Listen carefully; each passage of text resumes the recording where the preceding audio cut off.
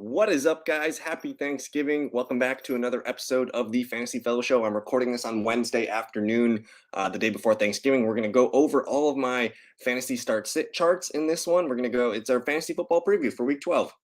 We'll go over all the guys that you need to know about and get you guys set up for the week. We're all getting for that playoff push, so let's get right into it.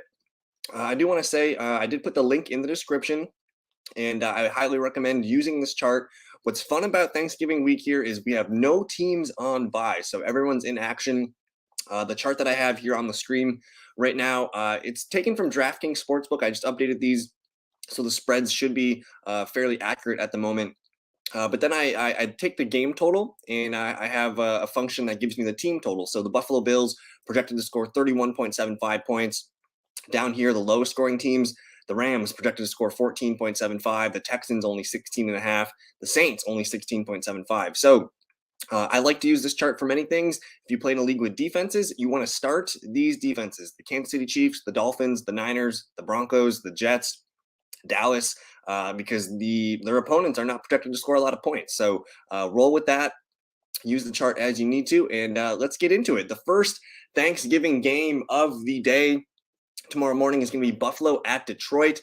We're excited about this one. The Detroit Lions, one of the worst defenses. They allow the most fantasy points, in total here. So quarterbacks are a bright green matchup, receivers bright green, tight ends bright green. Running backs are kind of iffy on.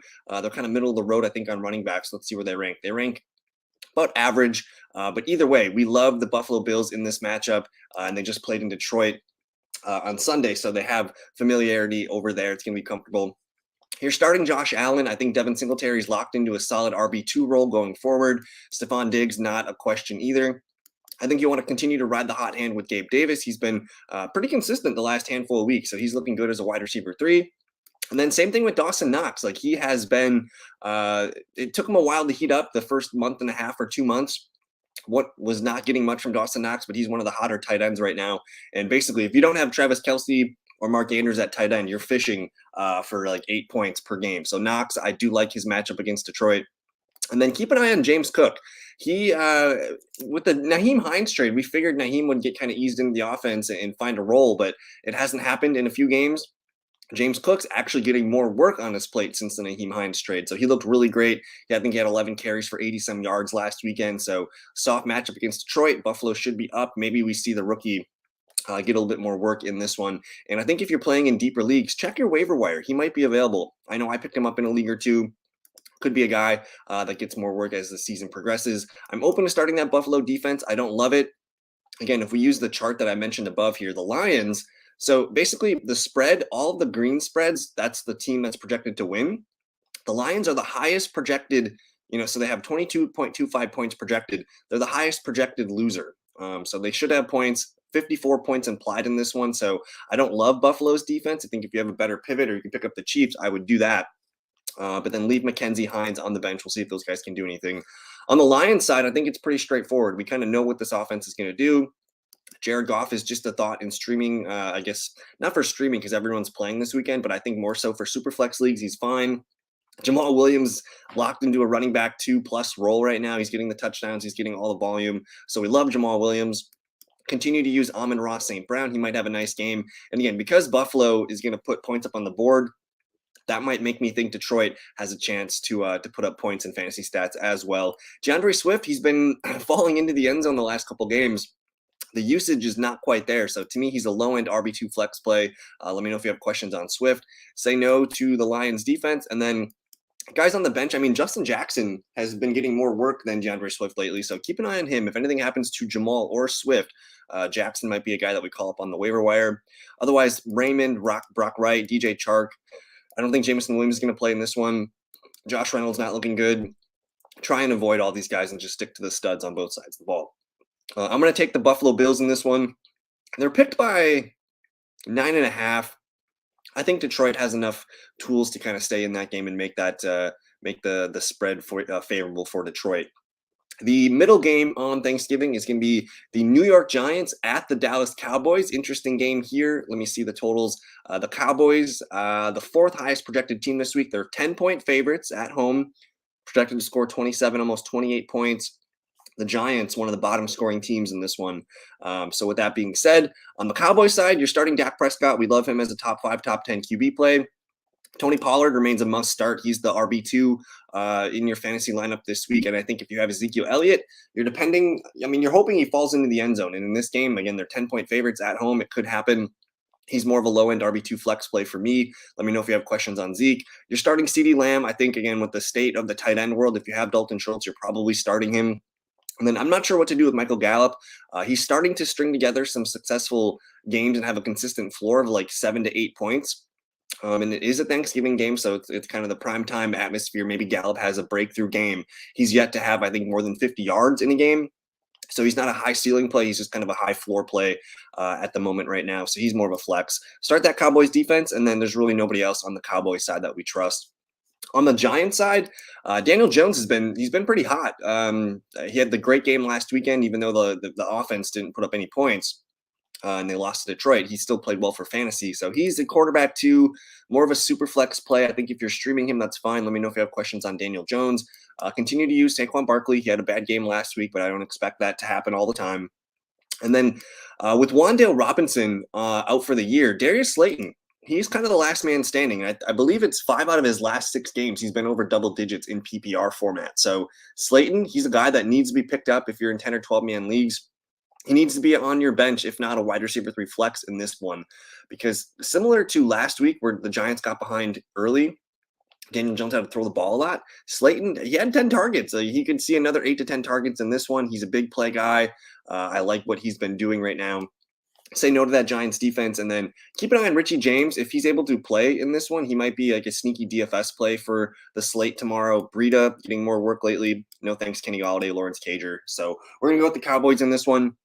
Let's go to our nightcap for Thanksgiving. We have the New England Patriots at the Minnesota Vikings. Interesting game here. Patriots defense is pretty hot. They are the team that's allowing the fewest fantasy points per game. You don't want to start running backs or receivers against them. They're pretty stingy against QBs as well. The one spot they give up, though, is the tight end. So maybe it's TJ Hawkinson game. And then with Minnesota, they do give up a handful of fantasy points here. So they're pretty green against QBs, RBs, receivers, somewhat average against tight end. So with that being said, for New England, Mac Jones is just a quarterback 2 option for Superflex leagues. We don't love him. But Ramondre Stevenson, continue to fire him up in PPR leagues. He's a running back 2. Damian Harris did get a handful of snaps taken from Stevenson's plate last week. I think he had, 8 carries or something like that. He ended up getting a ton of yards. Harris actually looked really good. So I wouldn't be surprised if this is a heavy ground game for Stevenson and Harris. Stevenson is the better play, but Harris, if he continues to get more carries and potentially steal some goal line work, he's a running back 2 flex in this game. And then, of course, Jacoby Myers, just a steady PPR wide receiver 3 flex for you if you need it. I'm open to starting this Patriots defense. I still think they're a top 10 play in some formats of the number 1 defense in fantasy. And then Jonnu Smith, Parker, Aguilar, Henry, Kendrick Bourne, we can't really trust any of these guys. I wouldn't be surprised, though. Aguilar took a step forward in terms of snaps and routes last week, so keep an eye on him. I don't trust the tight ends. On the Viking side, Kirk Cousins, he really screwed us last week. He's a QB2. I think there's probably 10 to 12 better quarterbacks. If you're streaming him, let me know if you guys have questions on him, but I think he's more of a super flex play. You're starting Dalvin Cook, you're starting Justin Jefferson, you're starting TJ Hawkinson. I think the real question is Adam Thielen. He really hasn't had much success of late. He's more of a wide receiver 3 flex. I kind of view him similarly to like a Michael Gallup, where he's going to get 4 or 5 targets per game. We'll see what he does with those. I'm open to starting this Vikings defense. Again, they give up a lot of fantasy points. I could see their ground game just pounding them all day here, but they're an option. Again, we don't expect the Patriots to score a lot of points. And then Osborne, Madison just saying no. Minnesota, we'll see if they can get back on the right track this one. They got embarrassed at home last week. They're at home against the Patriots here. If the Patriots can run the ball, I think it could be bad news for the Vikings. But I don't know. This one's a toss-up. I'm going to lean the Patriots, though. I think they have a defense and a run game right now that's pretty tough to beat. Let's move on into Sunday.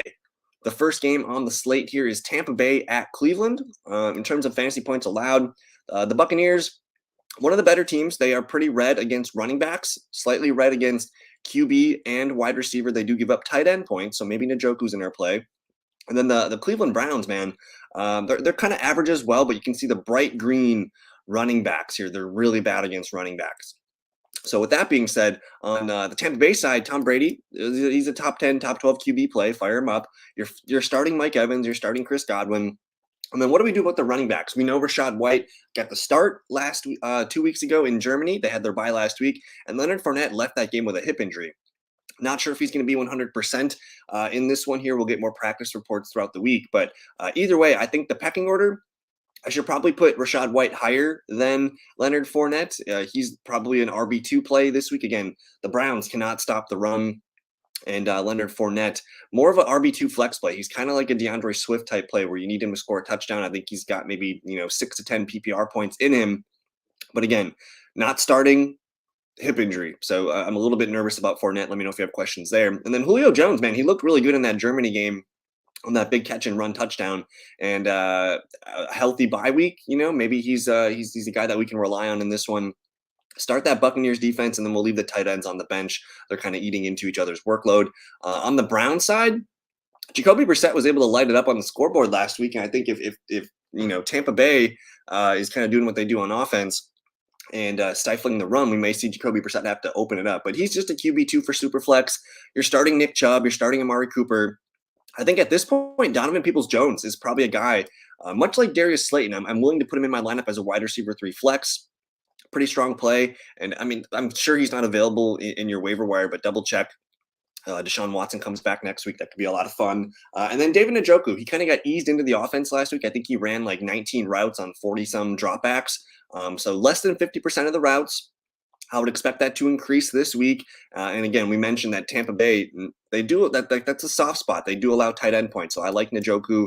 Kareem Hunt, not super excited to have Kareem Hunt in my lineup. But you never know. He's kind of a desperation RB2 flex play. Say no to that Browns defense, and then we'll leave David Bell, Harrison Bryant on the bench. But fun game. We'll see if the Browns can steal one at home and get ready for the Deshaun Watson era. Moving on to a really fun AFC matchup here. The Cincinnati Bengals at the Tennessee Titans.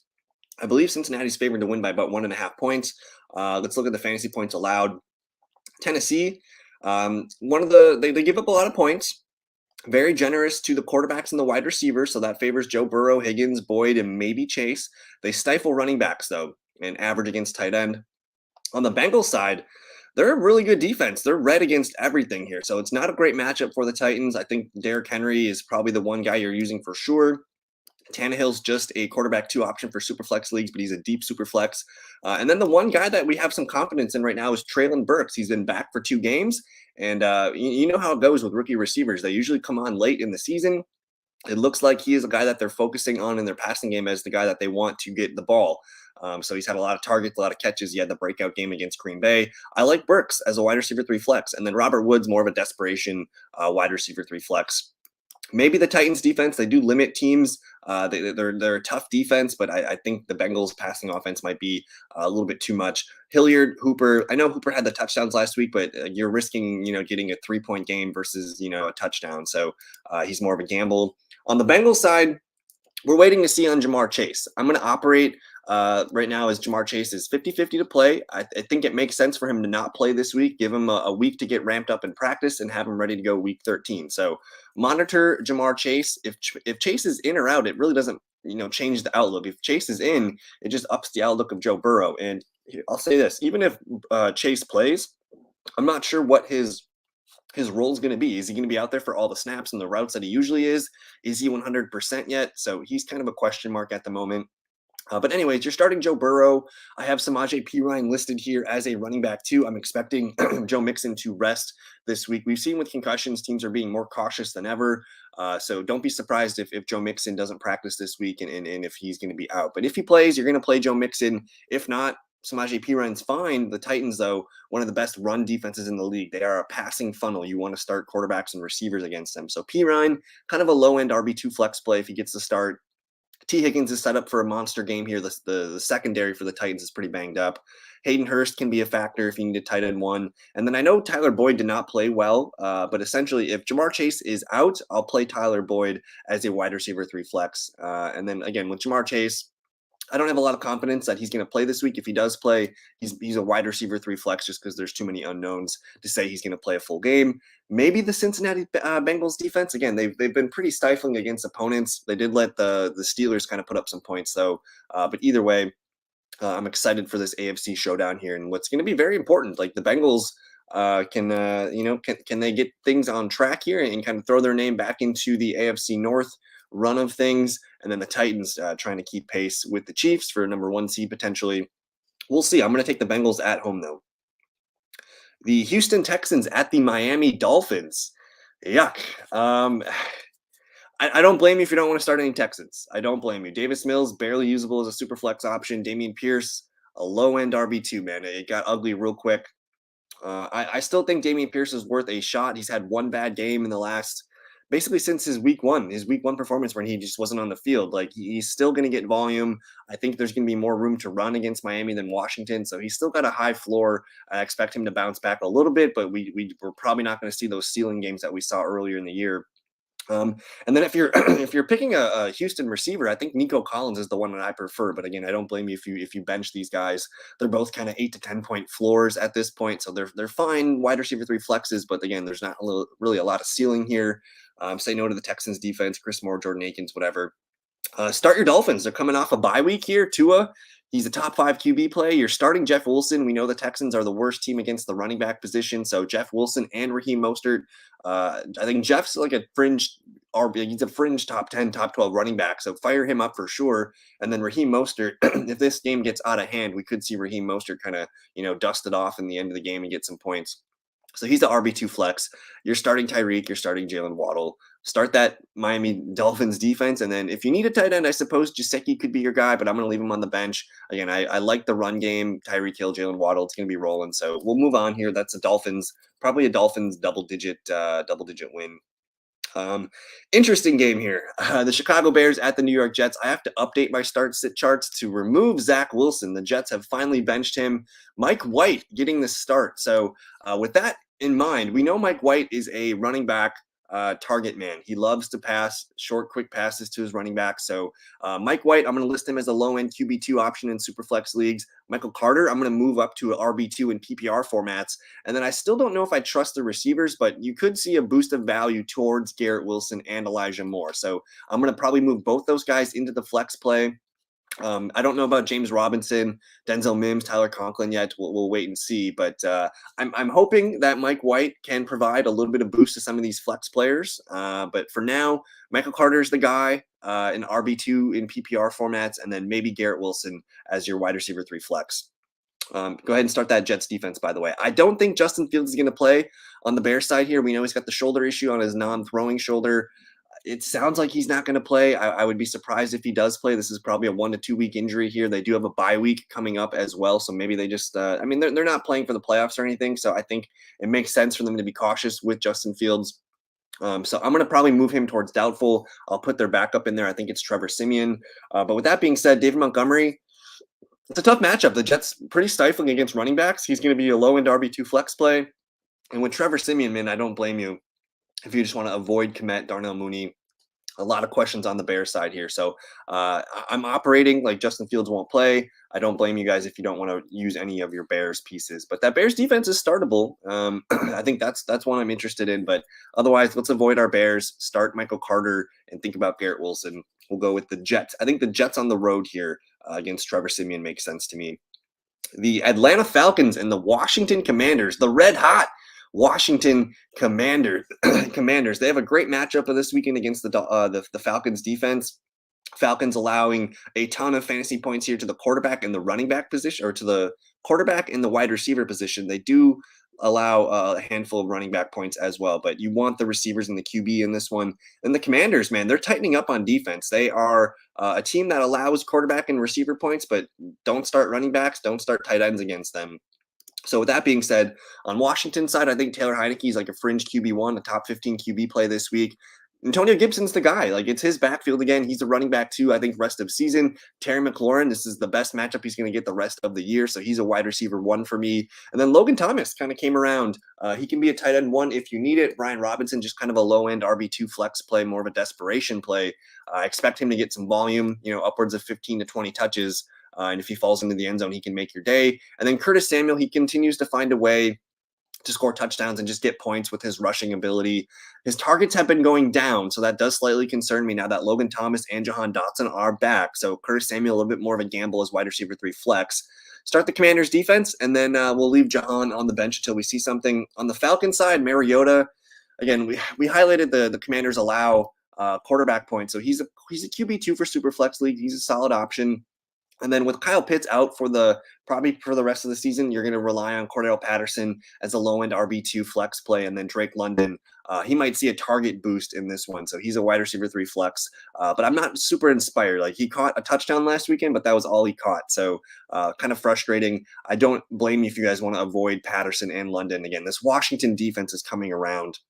Say no to that Falcons defense, and we'll leave these other yahoos here on the bench. I'm going to go Washington at home. They're going to move on to 7-4 and continue to crawl into that playoff race in the NFC. Moving on to one of the ugliest games of the week, the Denver Broncos and the Carolina Panthers. Yuck. Panthers, real quick, Deonta Foreman, a low-end RB2 flex play. DJ Moore, a low-end wide receiver 3 flex play. If I can bench these guys, I'm going to bench them. I'd rather start Latavius Murray over Deonta Foreman. I'd rather start I'd rather start Darius Slayton, Traylon Burks, Michael Gallup over DJ Moore. Like, the Broncos are one of the best defenses here. They're the second best defense in terms of fantasy points here. Don't start QBs, don't start receivers, and then running backs are pretty stiff again. So avoid the Panthers if you can. Let me know if you have questions there. I do think the Panthers defense is usable though, because we expect this to be a pretty low scoring game. And we do know that Sam Darnold is starting in this one. So I do think that there is like a slight glimmer of hope for DJ Moore, but probably not a ceiling game this week against the Broncos and Pat Surtain. So avoid Panthers if you can. And then the Denver Broncos, man. Latavius Murray is the guy. Melvin Gordon cut. He's a running back too, probably for the rest of the season. He's going to be getting the volume upwards of 15 to 20 touches. He's going to be used as a receiver. He's going to be the goal line back. They only have Marlon Mack behind him as Chase Edmonds is out with a high ankle sprain. So it's Latavius Murray week. Start him if you got him. Russell Wilson, just a QB2 for super flex leagues. We're waiting the health of Jerry Jeudy. I think he has a chance to play this week. So if he does play, I'm going to say Jerry Jeudy's a low-end wide receiver 3 flex play. I don't know if he's going to play a handful of the full complement of snaps. And then Sutton, if Jeudy's out, I like Sutton as a solid wide receiver 2 or 3. If Jeudy's in, that's going to lower his ceiling a little bit.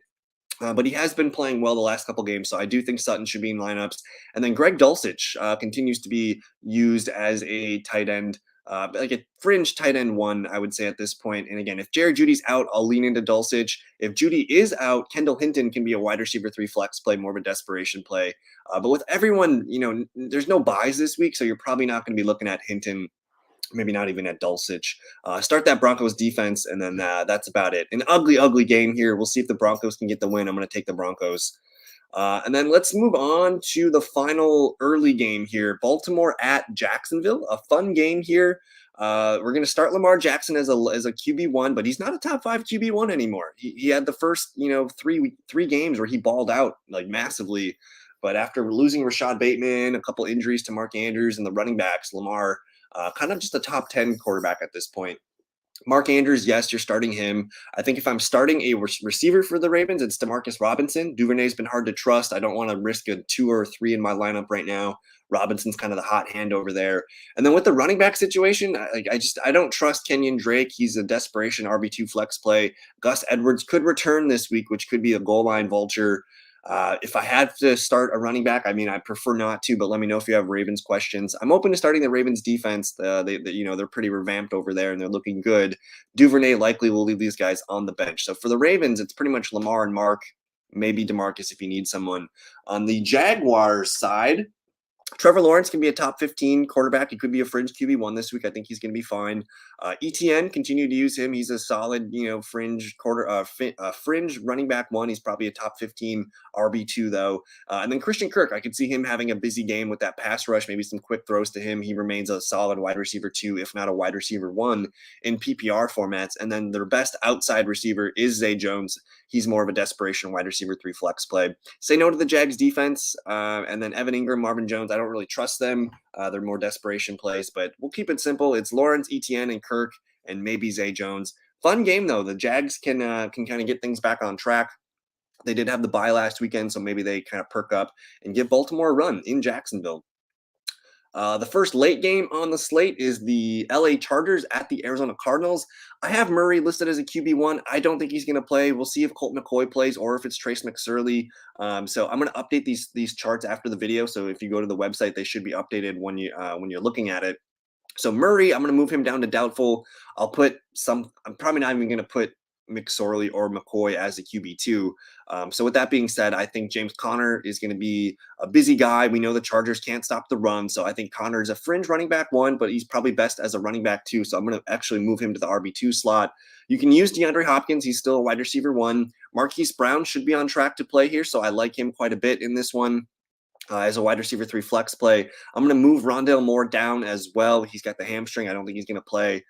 So for the Cardinals, it's pretty simple. It's Connor, Hopkins, Marquise Brown.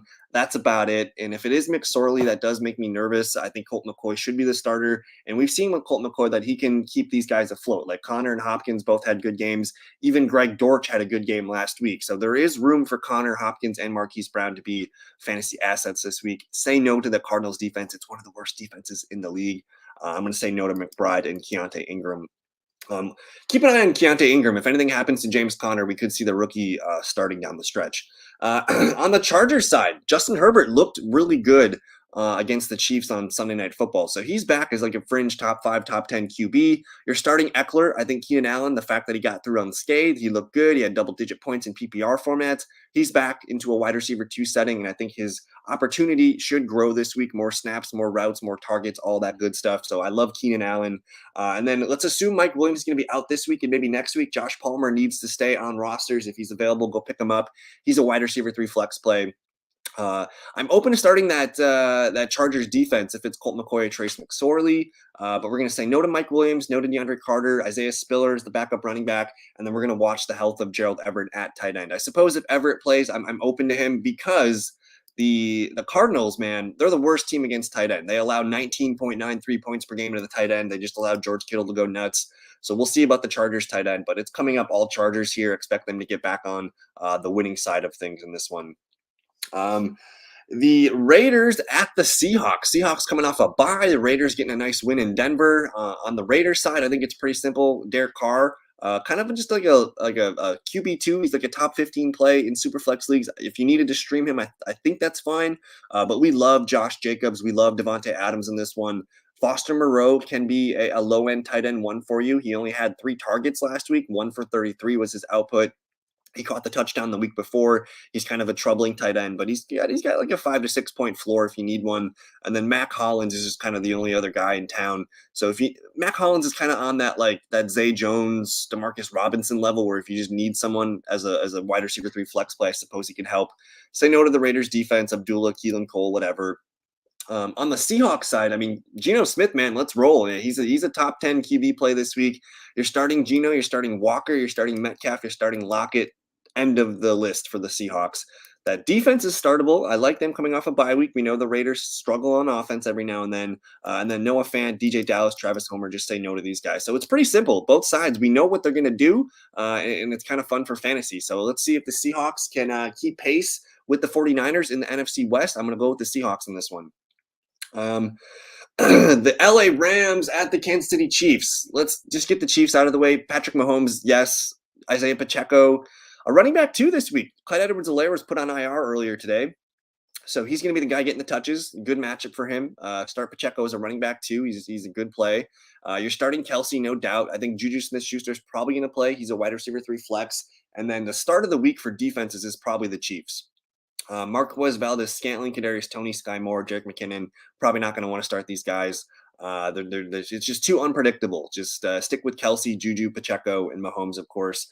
With Kadarius Toney being injured, I do think there's an opportunity for Sky Moore to get more work. I think I'm going to probably pick him up in a couple leagues, in 12-team leagues, as a guy on my end of my bench. You just want to be a part of this Chiefs offense. And then with the Clyde Edwards-Helaire to IR news, McKinnon could be a guy that has some PPR flex value going forward. And then on the Rams side, it's going to be John Wolford. If you need to start Tyler Higbee, he might be the only guy I'm comfortable with. Cam Akers, I mean, they did cut Darrell Henderson, so that's nice. I'm going to remove him from the list. But Akers, a low-end RB2 desperation flex play. Allen Robinson, a low-end wide receiver 3 desperation flex play. Say no to the Rams defense. Stafford's not going to play, guys. Second concussion in 3 weeks. Kieran Williams, though, he gets a boost in value with Henderson out. He's their pass catching back. They want to use Akers to run the ball. They're going to use Kieran to catch the ball.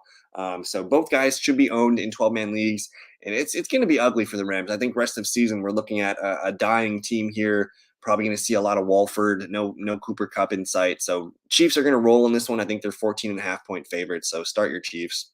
And then the final game here, New Orleans at San Francisco. Fun game here. The Niners are red hot. Jimmy Garoppolo, I have him as a QB2, but he's like a top 10, top 12 ceiling guy. So I like him. His weapons are legit.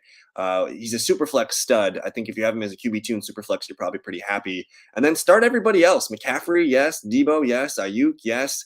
Kittle, yes. And then Elijah Moore or Mitchell, kind of a low-end RB2 flex play if you need someone there. I think you can get some touches and get you, 7 to 10 points if you need that. Start the 49ers defense. On the Saints side, you got Andy Dalton, a super flex QB2. Kamara needs to be started, and Chris Olave needs to be started. And then after that, I mean, Juwan Johnson, outside of Travis Kelce, he's been like the best tight end the last month and a half or so. So Johnson, if you need a tight end, he's a fine play. He's widely available in a lot of formats. So go pick up Juwan Johnson if you need a tight end this week. And then Jarvis Landry just could be a guy. Again, he's in that mold of like Demarcus Robinson, Zay Jones, Michael Gallup, Adam Thielen. He's going to have a high floor. So 7 to 10 points. Opportunity for a touchdown, I'm fine with Jarvis as a deep flex play. Say no to the Saints defense, Taysom Hill, Rashid, Shaheed, whatever. 49ers are hot, man. They're going to roll in this one. And then I guess I have to update my Sunday Night Football and my Monday Night Football teams in here yet. So those are going to come soon. I think what I will do here is let's look at this game first. I guess I'll do it kind of quickly. On the Sunday night game, the Eagles hosting the Green Bay Packers. Let me actually go to a fantasy link here and see if we can find these. It's pretty easy. On the Eagles side, you're starting Jalen Hurts, you're starting AJ Brown, you're starting Devonta Smith. With Dallas Goedert out, it makes both those guys have nice higher floors. And then the Packers pretty soft against the run. They did stifle our guy last week, though, Derrick Henry. But either way, I do think that Miles Sanders is a nice RB2. And then after that, it's literally just these top 4 guys: A.J. Brown, Hurts, Miles Sanders, and Devonta Smith. Nobody else can be trusted. I'm open to starting that Eagles defense. Packers just can't score points offensively. So that's pretty much it for the Eagles. On the Packers side, I mean, Aaron Jones, yes, you're starting him as a fringe RB1. Allen Lazard, yes. It's a tough matchup, though, against the Eagles receivers. But we did just see Pittman, Paris Campbell, even Alec Pierce made some plays. So you can get some plays in the passing game. So Lazard is a wide receiver 3 flex. Aaron Rodgers, just a QB2 for super flex leagues. And then I do think Christian Watson can keep things rolling. Probably not going to score 2 touchdowns and even 3 touchdowns, but he does have a chance to continue to keep things together. So he's the wide receiver 3 flex play. And then after that, no thank you, Dylan. No thank you, Tanyan. Just stay away from these guys. Don't do the Packers defense. It's just literally the top 4 guys here on the screen.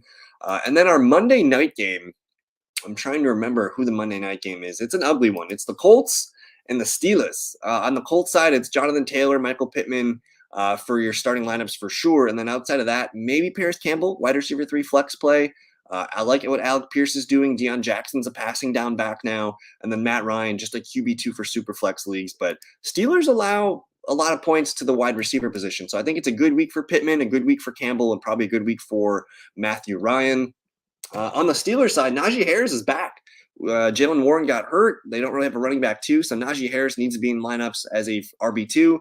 Pat Freiermuth is just fantastic. He's a tight end 1, probably a top 5 tight end, maybe the rest of the way. And then between Deontay and George Pickens, like I'd rather start George Pickens. Deontay's benchable at this point. Like Pickens is the guy. If I'm starting a Steeler, it's Najee, Freiermuth, or Pickens, and then Pickett, just a low end QB2 for Superflex leagues. I'm open to starting that Indianapolis Colts defense. And that's about it. That wraps up the Week 12 fantasy preview. I want to say thank you again. Happy Thanksgiving, everybody. I'm so thankful for everyone for tuning in, commenting, liking the video, subscribing. We're almost to 600 subscribers.